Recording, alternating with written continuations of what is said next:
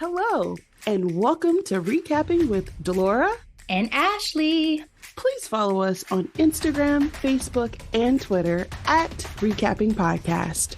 Also, rate, review, and subscribe to our show on your favorite podcast platform. We're on all the things. We want to hear your thoughts on the movies and shows we review. Leave us a comment on Apple Podcasts or our YouTube channel, and we will read them during the show. Or reach out to us on social media. We love talking all things entertainment and pop culture with you. Thank you guys so much for listening. Thank you. Delora, they do not make film soundtracks like they used to. What is your favorite film soundtrack from the era of film soundtracks? That's a great question. I'll probably say Waiting to Exhale or Batman. Wait, which one is it? That's a curveball I was not expecting. Is it the one with the penguin? Batman Returns. Batman Returns. I asked that question because our recap for today of the 90s throwback film Boomerang had an amazing soundtrack. Love Should Have Brought You Home Last Night by the Toni Braxton. Yep. Is probably my fave still to this day. It was a moment. It was an era.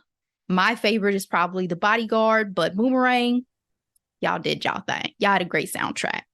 So back to the 90s we go for a film of Black excellence, Black legendary comedians, some shenanigans from Marcus, played by the incomparable Eddie Murphy.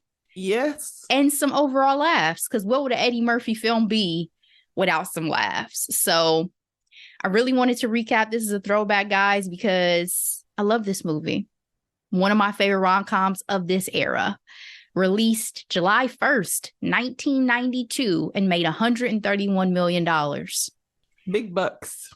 Quick summary. A cocky ad exec has a reputation as a ladies' man, but he gets a taste of his own medicine from his new boss after a merger.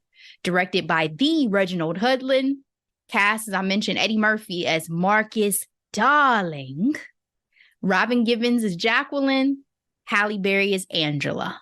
I'm only going to name those three. Y'all should know the rest of the cast. Pretty much. Reviews, Delora. Rotten Tomatoes. I do not appreciate y'all. 48% critic score. 59% audience score. 65% of Google users gave this film a thumbs up. What is your grade for our throwback recap of Boomerang? All right, Ashley. So I remember seeing this movie when I was younger and rewatching it again for this particular recap.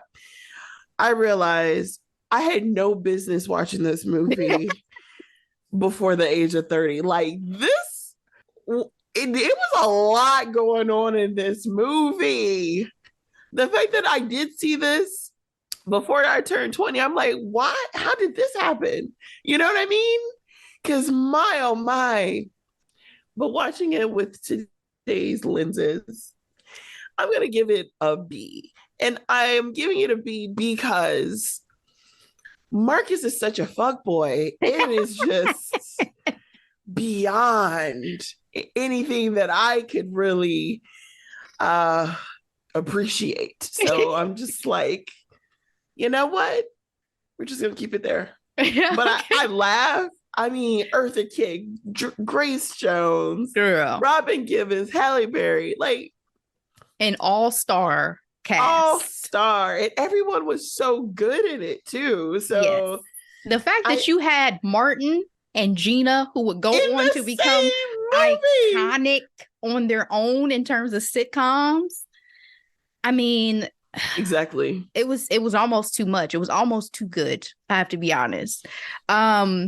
So to your point about seeing it when we were a kid, this is, and Mom, I know you're listening to this, is always my biggest gripe about why I was not allowed to watch in living color. I was able to watch all this other stuff. I should have been able to watch in living color This because has to be one of the most sexier movies of the Delora, time. Eddie Murphy was kissing these women. Do you hear That's me? what I am saying. And this is peak Eddie Murphy. Like, this is like after the success of Beverly Hills Cop in Harlem, but before the Nutty Professor, you know what I mean? Mm-hmm. Peak. He was like reigning in Hollywood, and not just Black Hollywood, all of Hollywood. This was an Eddie Murphy production, baby. Okay. My grade, it's an A. I mean, of course, because this is one of my favorite Black, of course, not even just Black rom-coms. This is one of my favorite rom-coms, period. Yes. It's the Black excellence for me that the first time I watched this again recently, I was watching it with my brother and sister-in-law, and I was like, as a kid, because I was surrounded by Black people, I did not even note how Black this damn office was. Exactly. I was like, are we just on the Black floor, or is the whole office this Black? Y'all, Ashley and I are both corporate baddies, and we have never seen that many Black people in the office. Never. In our entire career. Now, granted, I have yet to have the pleasure to work for a Black-owned company. Yes. Which I look forward to, because this was a Black-owned company, both. And we were in beauty and cosmetics and all that. So it'd be like the equivalent of working for, Design Essentials, or give me another Black beauty brand. Mielle is really popular. Mielle. I have their leave-in conditioner right now. Carol's Daughter. There we go. The Lip Bar. Shout out Detroit. Yeah. Of those calibers, working for Essence is something that I would have loved to do, right? Yes. I used to want to work at Vibe. So I'm sure if I had worked at Vibe, we would have had some of this. But that's definitely something I noted and loved so much, especially because this was 1992. And the fact that Eddie Murphy's in a position to have this fully black movie and cast. Yep. I just loved y'all. I loved this era, and I'm glad that we're seeing more Black representation again. But damn, this was a time. Yeah. All right. Let me stop gushing. Let's move into spoiler alert so we can get into the good of the actual film. Marcus Graham, Delora, was not shit. Okay? That's on Mary Had a Little Lamb. Girl. Soon as the movie starts, he's sending roses to multiple women from his secretary with a note saying, thinking only of you. Lies to Lela Rochon's character about having a missing dog. Even bought a leash off of a couple in the park. Disgusting. And told her he had a cheating ex-fiance. All just to get into her pants. He would also ask you once he slept with you, especially if you did not have pretty feet. Lela Rochon's character, as an adult watching this, killed me. It was so painful to watch her play this part in this character. Because she was weird as fuck. Like, why? She was childish. The way she spoke, like I told my brother, I was like, I've never met a woman like this in my life. Like, this woman does not exist. And so to have like, who raised you, sis? Seriously. When he got to her house and she had the stuffed animals all on the bed, I was like, she's a serial killer. You know what I'm saying? Absolutely. There's no women like this. So the fact this was portrayed like this in a movie I was like, I'm glad she had Waiting to Exhale. Because then we got to see her be a person. You know what I'm saying? I put in my notes that Marcus was essentially community dick. He shout out. Was community dick. He absolutely was. How did you feel about his tactics, though? Because I think the biggest thing for me about Marcus is not like, I don't care if you date multiple women. It's the lies. It's the lengths you went to get with these women that I didn't appreciate. It's the lies he tells himself. Like, he's that quintessential guy who would absolutely lose his sugar honey iced tea if somebody called him out to his face that he was no good, because he swears he's a nice guy. You know who Marcus Graham is in 2023? Tell me. Drake. Oh, shit. Yes. I 1000% agree with you. 1000% agree with you. But the only difference I can see between Aubrey and Marcus is Aubrey Graham. Aubrey tries. That's so funny. They cousins. One light skin, one dark skin, one brown skin. The only difference between Aubrey and Marcus for me is Aubrey tries to play a victim. So it's not like you probably just be telling tales. Then you the one who got your heart broken because of probably one little thing you could say she did. And now it's you. Whereas Marcus was like, I know women. You got to watch them. You got to wine and dine and romance them. No, what you're doing is you straight lying. He told Leela Rashawn that he was engaged. He went to the church early and found his fiance on the floor with his best man and the priest. Now, she dumb as hell for believing him. but also, like, Marcus out here paint by numbers with all his dates. And again, like Aubrey, it's like, oh, I'm a nice guy. I remember reading in an article, I buy Birkins for my future wife. So I'm collecting them in my closet. And you are not exhibiting any behavior that would warrant a monogamous relationship to give to one woman. Like, he may be more honest with himself now than he was before, because he does have the one song where he does talk about the fact that he can't be with one person. So maybe he's coming to terms with himself at this stage of the game. All I think of is, you're actually the bad guy. Shout out to Billy. Sometimes we got to know when it's us. You know what I'm saying? Sometimes we got to know when it's your us. Villain era. We like to talk about our errors, like villain era for sure. That's ERA. I apologize, y'all. My voice. So, Lady Eloise, played by the incomparable Eartha Kitt. Her company love her is buying Marcus's. And to secure his position as head of marketing, he takes a meeting at Lady Eloise's house. Lavender Hill. Laura, I put in my notes, I want a house with a name. Okay. Girl, exactly. Like, I don't even know. Chateau Rose. I don't know. I'm coming up with things. Exactly. Next time I have some type of event at my house, I'm going to make it up by the end. That shit was fire. So when he goes to the house, he decides to sleep with her. Was this an abuse of power on Lady Eloise's part? Absolutely. But Marcus knew exactly what he was doing. He was trying to sleep his way to the top. Did it say something to you that even though he was this womanizer, he was also okay with using his sexual power in a way that he was being used? Do you know what I mean?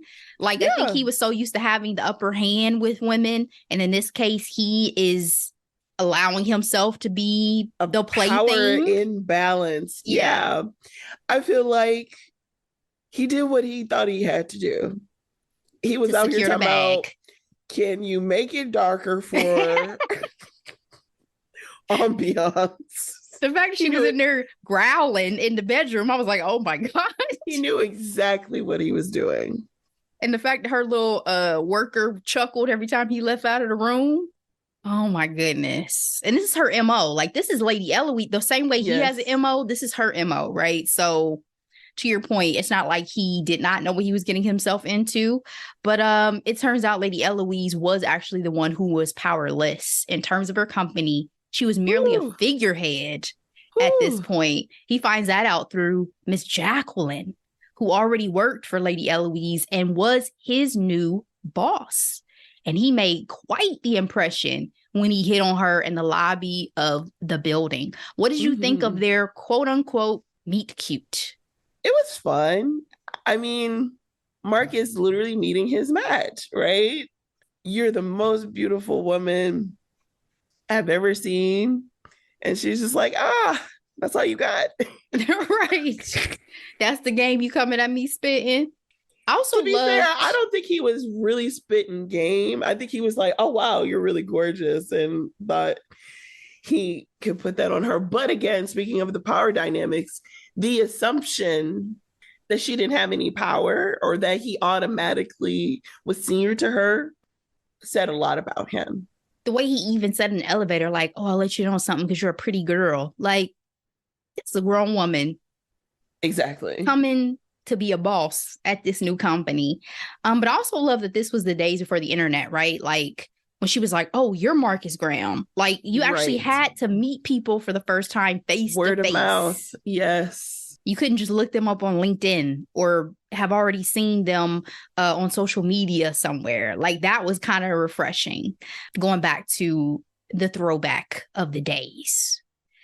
I thought that their meet cute was interesting because when I watched it this time, I was thinking like he was looking at her like he was a predator and she was prey. But from the moment she saw him, she knew that he was toast. Like I saw it in her eyes. Because from the moment she looked at him.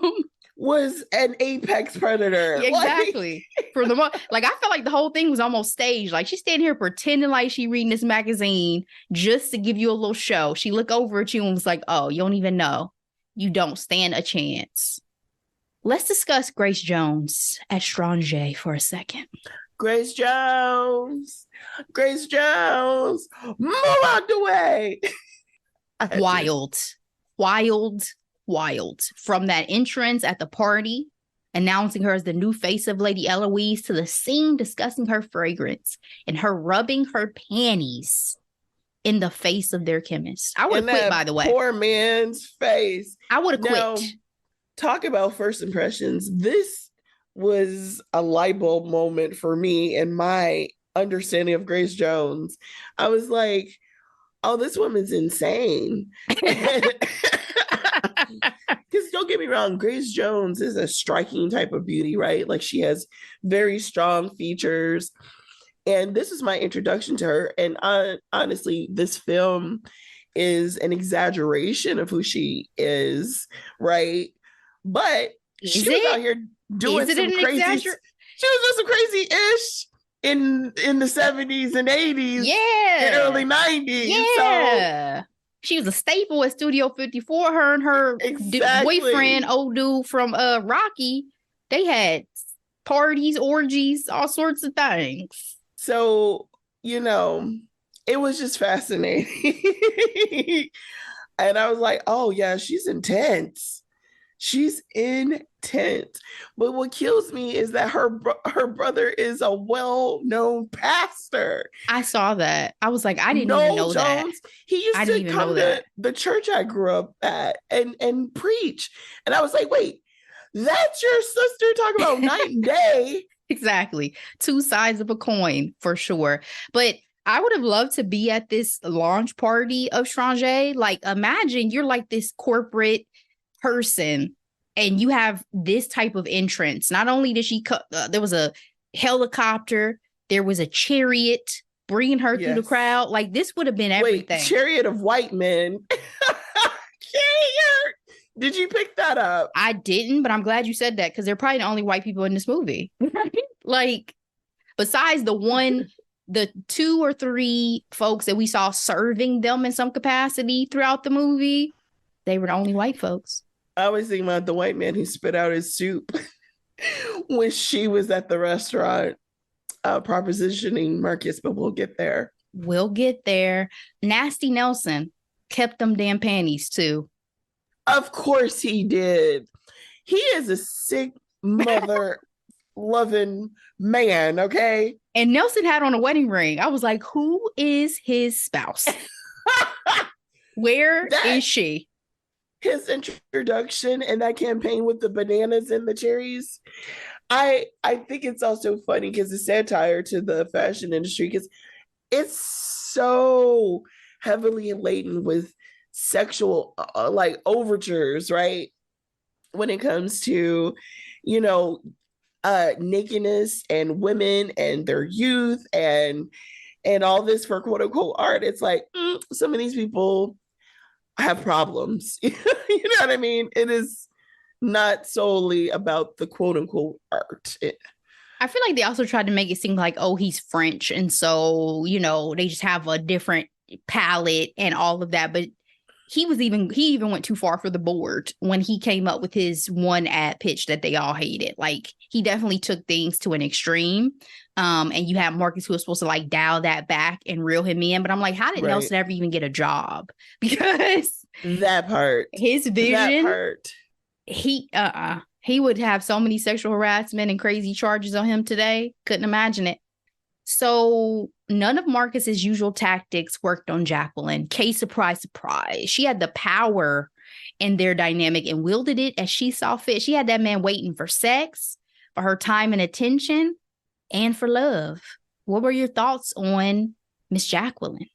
She's a savage. Classy, ratchet. No, I was going to go down the list. She is just an absolute savage in the best way. Because, I mean, yes, the movie is from Marcus' perspective, but she literally could have been a man and no one would have batted an eye. I think one of the things I noted too about Jacqueline is she's kind of portrayed as the antithesis to the nice girl of more of like who Angela plays. Yes. And I think that's kind of unfair because when I was thinking about this and when I looked at this, I was like, you know what? In the words of Slick Charles from our recap of Day Clone Tyrone, she sees you for what you are. You's a hoe. Yes. So Marcus, you expecting her who knows your reputation to all of a sudden want to turn you into a housewife. Like, I think that Jacqueline utilized you for what she saw you as. It's not that Jacqueline would not necessarily take a relationship seriously. She just don't take a relationship seriously with you. She does not take you seriously, period. Exactly. So I had to put that caveat in there because I was like, I feel like Jacqueline would eventually go on to, find somebody for herself, possibly take that relationship seriously, all that. I don't think she's like Marcus. I think that she just saw Marcus for what he was at that time. So I'm here for Jacqueline. I enjoyed Jacqueline. The only times that I had issue was when I felt like she went over the line professionally. For instance, that dinner you were talking about with Stranger and Marcus and Jacqueline. She had previously spoken to Stranger about his sexual abilities. Yes. She is a client. Awful. That is so unprofessional. Agreed. They broke up. She broke up with him, rather, because Marcus felt some type of way. He was upset. He said, how dare you speak to that woman about what I've done and da-da-da-da-da. And he felt some type of way. She ended up dogging him out to the rest of the office. Crazy. Was her behavior even remotely appropriate? Like, granted, Marcus and his shenanigans have been spread throughout the office of legend, right? You had Chris Rock legendarily playing one of the male workers who knew everybody's business, and they thought he was going to be able to sleep with Jacqueline when she first got there within days, right? So the fact that this was flipped on its head, nobody could believe it. So on the one hand, it felt like, karma. But on the other hand, did you feel like this was appropriate, her behavior in the workplace? Peak Mean Girls, for sure. Like, I thought it was uncalled for after a while. I'm like, you're kicking a dog while he's down at this point. That's what it felt like. Angela had to step in and have a little chat with her about the fact that it was affecting Marcus's work. Marcus ended up having to take a few weeks off after the board wanted to fire him. Was it nice of Jacqueline to help save his job, or do you think she just knew he was really good at what he did, so she wanted to keep him on? I think it was a little bit of both. I think part of it was her acknowledging the state he was in due to their personal relationship leaking into the professional, and wanted to give him another opportunity, because I think he does do good work, right? It's just, who on this green earth gave Nelson such a long leash? He did, because he was full on heartbroken when him and Jacqueline first left together. Remember, he told the boys, like, oh, I think she could be the one. She could be Mrs. Graham. Yep. He thought that he had fucked around and fell in love. And I remember when he came into her office and called her babe, I was like, oh, this is not about to go well for you. Like, not at all. And kissing up on her. I'm like, who are you doing this to? Like, sir? You know what it was? Marcus thought he was the prize. Marcus thought he was the prize. It's the audacity for me. Yeah. So let's talk about Marcus and Angela. They've been getting close. They're becoming buddies. blossoming a great friendship, seemed to have some great conversations. They had really tried to mask Halle Berry's beauty in this film, by the way. First of all, you have Robin Givens and Halle Berry. Like, nobody's getting the short stick in this between these two. And to your point, yeah, Halle could have played Jacqueline's role easily. Absolutely. Strictly Business came out not in between this time somewhere, right? And she was the girl in that film. And so it's just funny, like y'all tried to have her, when Angela, you first meet Angela and Jacqueline at that party, Angela's all buttoned up. You can't see nothing past her chin, right? And you got Robin Givens' character as Jacqueline, this very form-fitting, beautiful dress and all this and that. So you could definitely tell that there was a attempt to hide Halle's beauty a little bit to not overshadow what the just a super attraction was supposed to be to Jacqueline in that way. Yeah. And because of that, Marcus had not been paying her any attention, right? He had kind of pushed her off to his friend Gerard, played by your guy, David Allen Greer, but she had friend zoned him, right? It just wasn't really good chemistry. They had this whole friend-zoned himself, though. He did. He did. Had no game. Like, he did.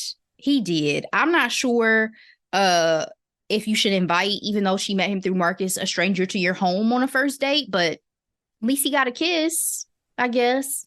They had this Thanksgiving meal, brought the parents. They got more action than he did, for damn sure, in that bathroom. R.I.P. to John Witherspoon. Insanity. Character.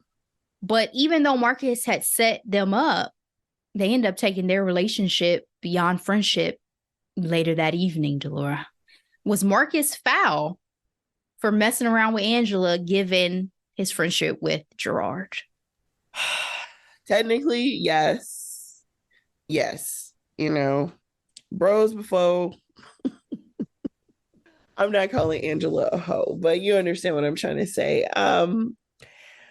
But at the same time, I think it's interesting how hurt Gerard was, considering he was friend zone, right? Like, there's no future for you and her. So, right. If anything, it did come off a little bit as jealousy on his part towards Marcus, because Marcus is able to bag him, you know? So it feels kind of shady, because you also want to question, like, how long were you eyeing her? And he also was protective over Angela, rightfully so. And he didn't want her to get hurt with Marcus's mess. So yeah, that was endearing. That was nice that he said it, as in, you know, because you're going to dog her out like you do every other woman. Right. So I understand the thought that obviously Gerard and Angela probably were never going to be more than friends. But I think Gerard had still kind of been holding out hope a little bit that maybe something was going to happen. And I think it would have been appropriate for Marcus to have at least talked to Gerard in Gerard's mind before he ever would make a move with a woman that he knows that he's had some level of an interest in. Now, he doesn't have to. We grown. And I know I have a friendship with Angela, so I can do what I want. But I think in his mind, it's like it would have been nice to at least have a heads up. And then to your point again, it was super endearing that you are thinking about Angela and the fact that you see the way Marcus does women, and you see the fact that these relationships never last. So I don't want to see that happen to Angela. She's a nice girl, as he put it when he was talking to him about it. So yeah, he was foul.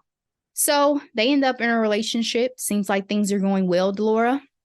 But when Jacqueline wanted that old thing back, Marcus went running after a slap. She was jealous, though. She was jealous. It wasn't even just that she was jealous. I think it was also, again, she only wanted Marcus for a certain thing. And once he got back to the man he had been when she first started voguing him, I want that old thing back, because now you're attractive again. You had lost that attractiveness to me. You lost your mojo. Because he went soft, quote unquote, on her, ready to pick out your curtains. Mojo. Yep. She was like, "You're not." I remember when after that first time, she was like, "You're not getting serious on me, are you?" Like, like you want this to grow into a relationship where we spend all of our time together. Are you? Like, that was her response. But I did love when she was more interested in watching the Nixon Jordan play, which who wouldn't be in the Michael 90s? Jordan. Michael Jordan. I want to be like Mike. But they had nothing in common anyway. And so it wasn't going to last. My favorite scene was when she came after she did not tell him that she had taken a later flight, and she brought him that one rose. Oh my goodness! But she left the money on the nightstand. The $200 on the nightstand. That was my favorite scene. Violated for him. I was like, gasp, clutch my pearls. Wow. So I said, as soon as he got back to that mojo, she wanted that old thing back. Because as to her point, she never said that he was not good in bed. She said, I can tell you his reputation is well deserved. So. But did you notice they only showed his pleasure? They never showed the women's pleasure in this particular film. And I was wondering, touche, if that was a thing of the past, like equivalent to no belly buttons, where it's like a man can, go to the moon and back, but a woman? Do we have time for it? Like, I don't know. Touche. I mean, granted, you really only saw him and Jacqueline go there. True. And maybe it was supposed to be more about the dominance on her part of the situation, that you only ever saw him achieving pleasure. Because then it's like, oh, I'm putting it on you. You know what I'm saying? Right. And I'm putting it on you so good, you can't get enough of old Jacqueline. So maybe it was that, but definitely we want to see women getting their swerve on and achieving maximum pleasure in sexual situations. Yay for female orgasm. All right. So period.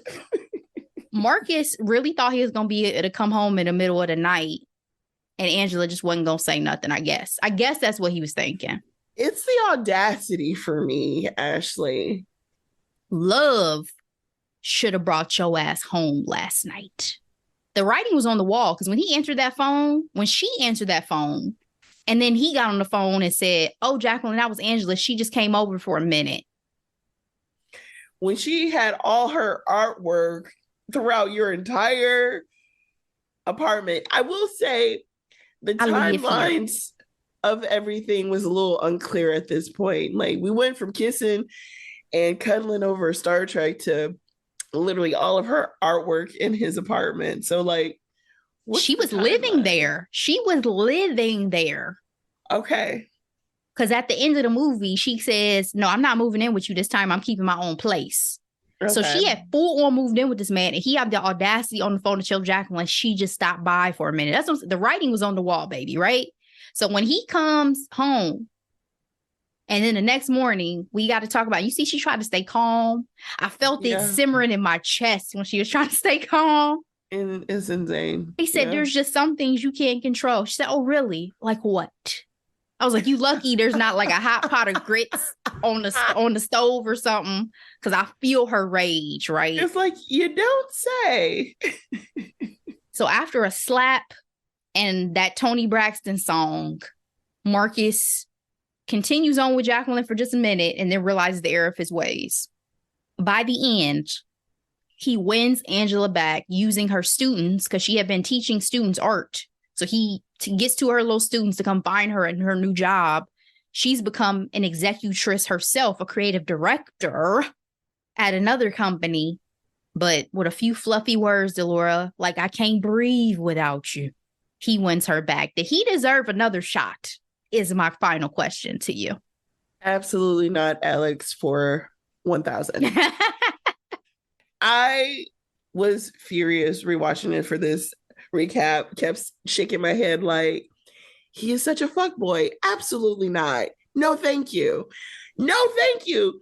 We are living together. You stay home. You stay late at work just to show up in the middle of the night like you haven't stuck your dick in somebody else. And then at like the next morning that I'm over exaggerating because some things you just can't control. It's a no for me, dog. What I always say, I feel like in these type of situations is, where is the pattern of corrective behavior?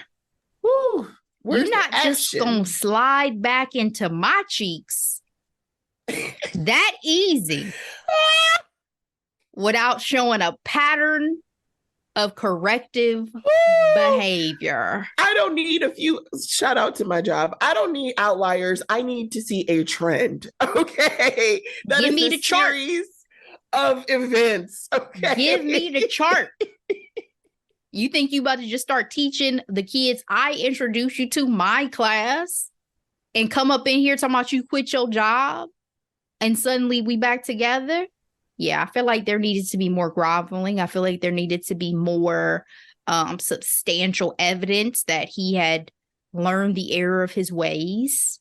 But ultimately, this is an Eddie Murphy production and we get what we got. I still love this movie so much because, like I said, there's so much good humor, great talent, great lessons in this film that I so enjoyed. So, Delora, give me your final thoughts about Boomerang. Man, such an all-star cast. And what I love is they weren't necessarily all stars at that time, but the fact that Eddie Murphy in his success was able to be that springboard for I want to call her Tisha, for Martin, for David Allen Greer, for Chris Rock. For Chris Rock. Like, that is what I absolutely love. Like that famous quote that says, you know, you may be the first, but you won't be the last. And Eddie Murphy has shown that throughout his career, from Coming to America to Beverly Hills Cop to Boomerang. And I love that so much. And I appreciate that about him. And when it comes to this movie, he was feeling himself. He was on top of the world and he was feeling himself. And he's like, I am fly. I look good. The skin was flawless. Honestly, listen, the skin was flawless. He was like, this is my pretty boy era, right? So he said, we got money. We got money. We got self-care. We got self-care. We got time. We got exactly the budget, and we got all the beautiful women. So tonguing them down in this movie. I don't think I have ever seen, except for maybe, what's the one movie with Omar Epps and Tyra Banks, where they were, I mean, their sex scenes were gratuitous. I was like, this should not have even made the final cut. They were in college. Is it Higher Learning? Yes. Thank you. Their sex scenes were too much. I can't even believe that made it into a film. It was a lot. But he was like, y'all, there's no, name me another feature or another project where people be getting down the way he was getting down with these women. Scandal. Now, see, maybe it's the black kissing for me because I don't remember it feeling this passionate. I don't know. The chemistry for Scandal was so perfect and intense. Tony was slipping Carrie the tongue every once in a while. So I don't think I caught it. Maybe Insecure. Insecure had some scenes. Oh yeah, and we have booty cheeks too. Yeah. But somebody on Twitter was like, "Give Tony Goldwyn's wife a Purple Heart for her service for watching him and Carrie go at it on Scandal." But see, her husband, Carrie's husband, she didn't know him then. She was with somebody else, or single. So she was in the clear. Okay. I was just about to say her husband. I mean, that's what you're going home to. Ain't nobody mad at you. It's a beautiful man. This movie was fun. I'm glad we got a chance to do this recap. It got to start incorporating some other favorite throwback films as we have been doing. We've done Mean Girls. We've done The Devil Wears Prada. We did our favorites. So I did The Bodyguard and you did, what was your movie again? The Departed. The Departed. And in 2023 eyes, I'm like, ooh, Woo! So much white male misogyny. Yeah, that was a rough cast. That was a rough cast. So yeah, we'll start doing some more throwbacks as well. You guys give us any suggestions of some throwback films that you guys really enjoy to add to our list. So that's it for our recap of Boomerang, guys. Appreciate you sticking with us through it. Hope you enjoyed your rewatch of this 90s rom-com classic. Let's move on to Hidden Gems, Delora. What you got for the week for the people? All right, Ashley, I have 2 hidden gems.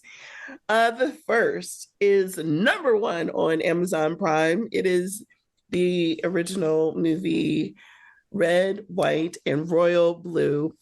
I believe I told y'all about this book last year. One of my absolute favorite rom-com books of 2022 that I read. It's about a prince of England and the first son falling in love, and the book is better. I am gonna say it. They always. The book is better, but they did a great job casting in terms of looks because Tyler is so good looking, and Nicholas is very charming. But yeah, it was a fun watch. I think they did a great job. I love seeing Rachel Maddow and Joy in this movie, like reporting out as if this was like real life drama and everything like that. A lot of fun. So yeah, highly recommend Red, White, and Royal Blue. My second hidden gem, Victoria Monet. Oh my mama, her music video is an ode to I look fly. I look good. Sorry. 2000s music videos. I mean, the influence is just everywhere from Sierra to Maya. And then shout out to her actually having, what's his name? Charlie Day. She did a phenomenal job. The looks, the dance, the choreography, the coat choreography. Bravo, sis. I knew I was going to be obsessed with this song when you sampled it earlier this year. The song came out, obsessed. The video, still obsessed. Bravo, Victoria Monet. This next generation is going to be all right. What about you, Ashley? Tis a hit, baby. Tis a hit. Yes. My hidden gem is also music. It is Ladies First, a story of women in hip hop documentary on Netflix. I'm sure you guys are aware that hip hop has been celebrating its 50th anniversary all year long. Wow. And this really gave flowers to so many of the women in hip hop that paved the way, as well as the new crop of artists of today. So everybody from Roxanne Shante, Rhapsody, Queen Latifah, Lotto, Cardi B, Sweetie, The Brat, Remy Ma, MC Light, and on were discussed and or interviewed. This documentary is 4 episodes. Shout out to our girl, Miss Hannah Beekler, who served as one of the directors on this project. Yes. It was just great. I mean, they didn't shy away from anything. They even had the discussion about the assault from Dr. Dre in this series. And I just thought it was really well done and really well crafted, and definitely an homage and giving flowers to the wonderful ladies of hip hop. So definitely encourage everybody to check that out on Netflix. And that is it. Yes. That is all. Guys, we appreciate you for sticking with us. Please share this episode with everyone you love, like, and are indifferent about. We appreciate it so much. We will be back. But in the meantime, as always, be blessed.